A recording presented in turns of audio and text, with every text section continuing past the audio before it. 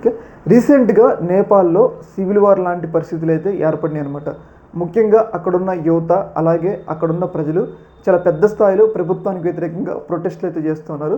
ఇక్కడ మీరు చూసుకున్నట్లయితే నేపాల్ పార్లమెంటు భవనం మీద ఆందోళనకారులు దాడి చేశారనమాట. ఒక రకంగా ఏంటంటే ఏదైతే మనం శ్రీలంకలో అలాగే బంగ్లాదేశ్లో ఎలాంటి పరిస్థితులు ఏర్పడినాయో ఇప్పుడు నేపాల్లో కూడా అలాంటి పరిస్థితులే ఏర్పడినాయి అనమాట. అయితే ఎందుకు మరి నేపాల్ ప్రజలు ఎందుకు ఈ స్థాయిలో ఇప్పుడు అక్కడున్న ప్రభుత్వం మీద ప్రొటెస్టులు చేస్తున్నారంటే రీసెంట్గా నేపాల్ ప్రభుత్వం తీసుకున్న ఒక నిర్ణయం. ఆ నిర్ణయం ఏంటి అంటే నేపాల్ మొత్తం కూడా సోషల్ మీడియా మీద బ్యాన్ విధించారు.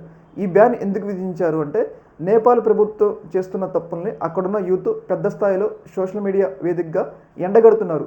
ముఖ్యంగా అక్కడున్న రాజకీయ నాయకులు అలాగే అక్కడున్న ప్రభుత్వ అధికారులు వాళ్ళు పెద్ద స్థాయిలో కరప్షన్ చేస్తున్నారు, విలాసవంతమైన జీవితాన్ని అనుభవిస్తున్నారు. కాకపోతే అక్కడున్న ప్రజలు మాత్రం తీవ్రమైన దుర్భర పరిస్థితులు అనుభవిస్తున్నారు. ప్రజలకి జాబులు లేక రకరకాల పేదరికంలో ఇబ్బందులు ఎదుర్కొంటున్నారు. అయితే ఈ విషయాన్ని సోషల్ మీడియా వేదికగా ప్రభుత్వానికి వ్యతిరేకంగా పోస్టులు పెడుతుంటే మొత్తం నేపాల్ మొత్తం కూడా సోషల్ మీడియా మీద బ్యాన్ విధించడమే జరిగింది. అయితే ఈ బ్యాన్ ఎందుకు విధించారు, ఇది ప్రజాస్వామ్య ఉల్లంఘన అని చెప్పేసి అక్కడున్న ప్రజలు వెంటనే అక్కడ నేపాల్ అధ్యక్ష భవనాన్ని వెంటనే ఆ ప్రభుత్వం దిగిపోవాలని చెప్పేసి పెద్ద స్థాయిలో ప్రొటెస్టులు అయితే చేస్తున్నారు. ఏదేమైనా కానీ ఈ రోజుల్లో అనేది సోషల్ మీడియా అనేది ఒక వెపన్.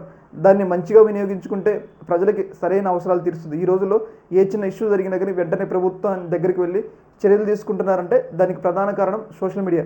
సోషల్ మీడియా లేకపోతే ఎక్కడ ఏ తప్పు జరిగినా కానీ మనకి కనిపించదు. అలాంటి సోషల్ మీడియా మీద బ్యాన్ పెట్టారు కాబట్టి వాళ్ళు పెద్ద స్థాయిలో ప్రొటెస్టులు చేయడంతో పాటు అక్కడున్న కరప్షన్కి వ్యతిరేకంగా వాళ్ళు అయితే పోరాడుతూ ఉన్నారు. మనం చూసుకున్నట్లయితే మన చుట్టుపక్కల ఉన్న దేశాలు ఏదైతే శ్రీలంకలో కానీ మనం చూసుకుంటే బంగ్లాదేశ్ ఇలాంటి అన్ని దేశాల్లో కూడా సివిల్ వార్ లాంటి పరిస్థితులు ఏర్పడినాయి. కాబట్టి మన భారతదేశంలో మాత్రం చాలా సేఫ్గా ఉందని చెప్పేసి మనకైతే అర్థమవుతుంది. ఏదేమైనా కానీ ఈ యొక్క అంశం చాలా పెద్ద స్థాయిలో నేపాల్లో తీవ్రమైన ఉద్రిక్త పరిస్థితులకి అయితే దారితీస్తుంది అనమాట. ఈ యొక్క అంశంలో మీ యొక్క అభిప్రాయాన్ని కూడా కింద కామెంట్ అయితే తెలియజేయండి. ఓకే మరి, థ్యాంక్ యూ.